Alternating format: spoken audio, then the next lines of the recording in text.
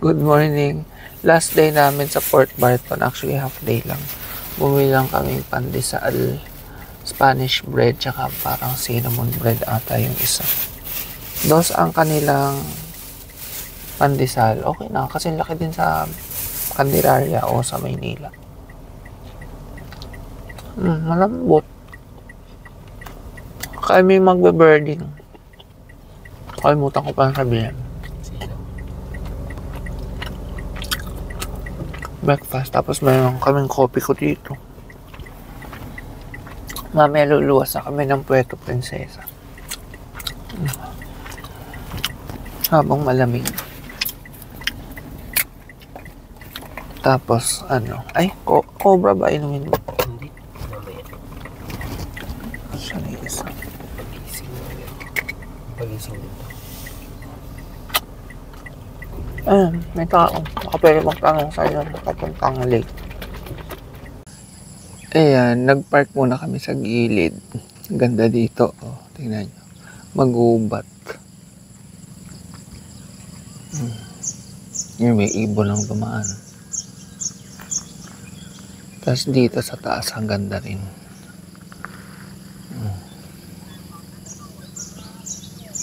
Diba? Tahimik naman yung road dito. Konti lang ang dumadaan. Hindi na kami makakapunta dun sa may waterfalls kasi rough road masyado. Yung natandaan nyo nung first day namin dito, sabi ko parang may mga rough road na ang haba-haba. Doon yung daan. So hindi na lang, dapat doon motor lang nakakotse kami. May nakita na ako ibon. Wait lang, birding muna. Mag-insert na lang ako ng mga clips.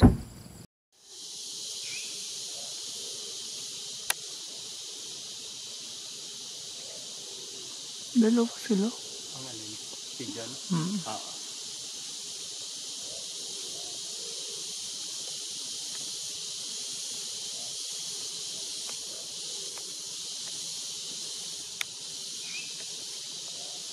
Tatlo yung mahina.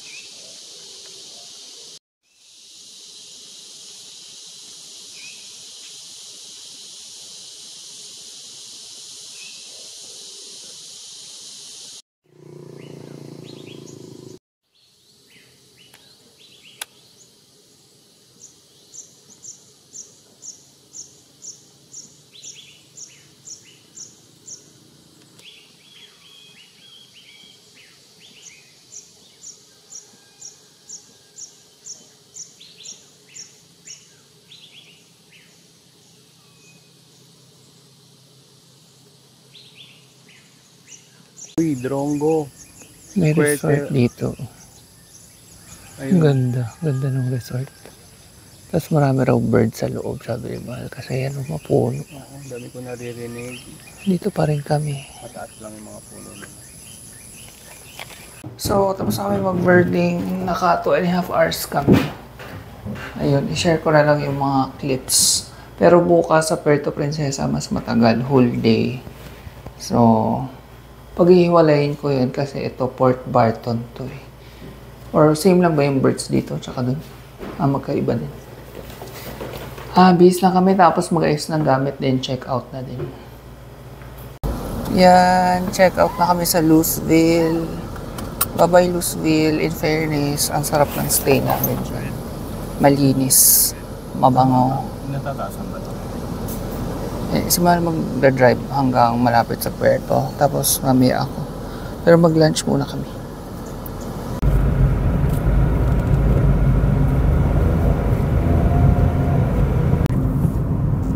Dito lang muna ako sa gilid. Hindi ko makita. Ano yun? Fried. Anong isda po ito? Danggit po. Danggit. Ayaw ng danggit. Ito po, anong sahog nito? May ensaladang. Ang aming lunch, ayan, may lato salad. 80 pesos. Hindi ko na alam kung magkano to. Torta sa akin. Kay Mahal tinapa. 30 pesos. Fried rice. Basta ang total niyan ay 310 para sa ating video. Favorite ko to. Oh my gosh. Lato. Tikman natin yung lato. Galing sa dagat to. Para pagagad. Malansa ba? Yan, para siyang gulamang dagat. Ay, gulamang dagat nga to ang alam ko.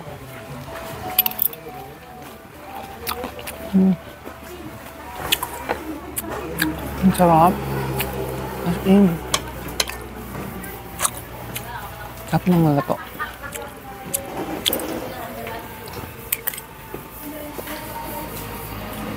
Para talaga siyang gulaman. Pati kayo. Para hindi ka malansa.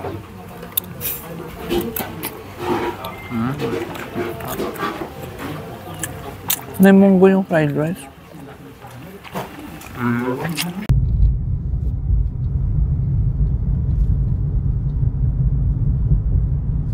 Okay, andito na kami sa aming Airbnb ba to? Oh.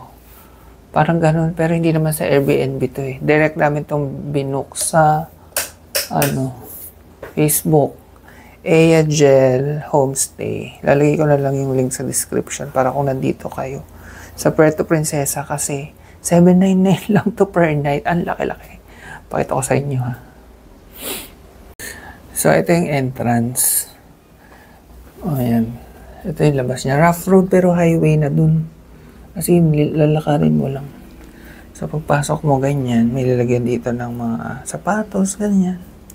So ito na yung kitchen pagpasok mo. So may lutuan din, di ba? Makakamura. Tapos ito, medyo maliit lang yung kama. Double siguro sa tingin namin. Pero may sofa bed pa. At brand new ang aircon kasi bagong gawa to. Ito may kainan, ang dami na nga lang nakalagay. And ito yung banyo, malaki. Bagong gawa din. For sure nga lang walang hot and cold shower. Pero pwede na, 'di ba? Sa $799 ay walang salamin. Wala ba? Walang salamin nga lang sa banyo. Pero may sink. Ayan, may sink na. Parang wala nga salamin dito. Dito ka magsasalamin. Ito na yung pinakasalamin. Ayan. Pwede na sa $799. Tapos mamaya pupunta kaming Robinsons. Malapit na sa Robinsons. Kasi isosoli na namin yung nirent naming car. Ayan, pahinga muna. Maglo-laundry kami. Ayan. Lato labahan.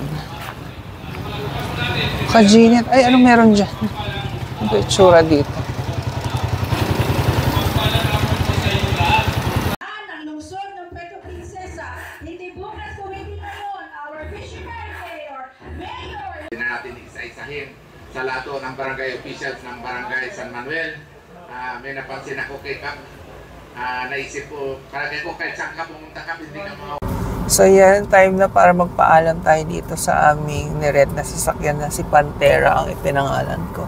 Hinag ko siyang ganyan, sabi ko, thank you.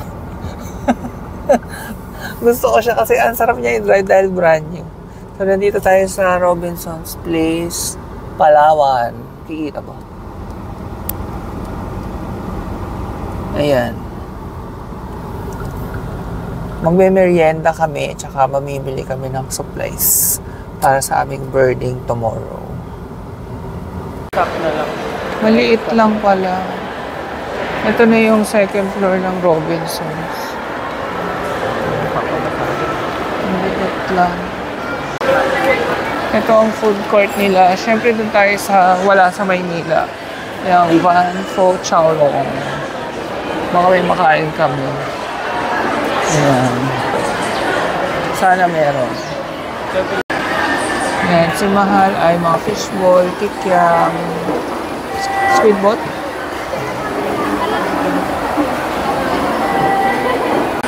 So, ito na yung fresh pancit. Actually, medyo pricey siya, $120. Pero, sige na kasi minsan lang tayo nandito. Ito, tuna, French bread. Tingnan niya. Okay. Tapos, ito yung na Vietnamese coffee. Kung kahiwalay pa, paano ko siya okay.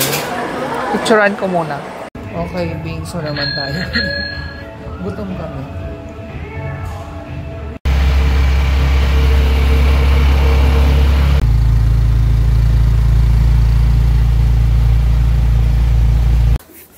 Magandang gabi. Pagkagaling namin ng Robinsons, di ba, nang bingso kami sa Bonchon. Tapos umuwi. Ayan, nakatulog kami. Ayan, mata ko. Mahigit 2 oras ata kami nakatulog. Buti na lang bumili lang kami mga pagkain sa Robinsons. Tsaka drinks. So for dinner, ito lang. Ayan, 230 pesos yung ganito karaming California Maki. Ayan. Tapos bumili kami yelo kanina. Ayan na lang natin. And tubig.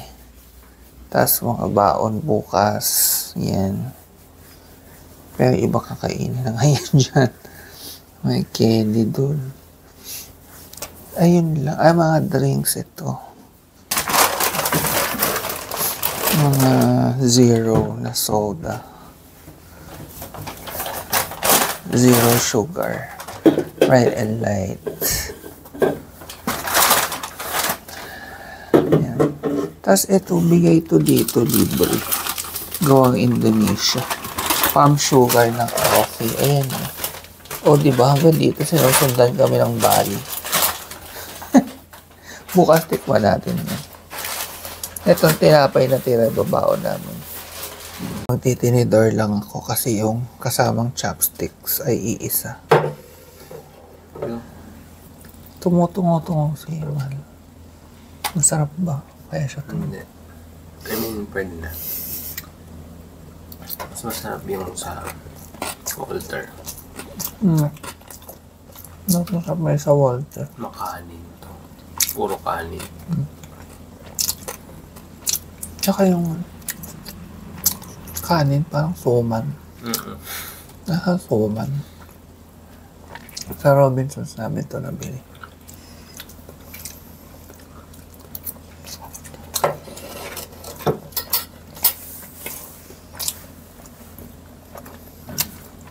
Tapos bumili akong green tea with brown rice ng Japan Super Tea. Tsaka tayo mamaya.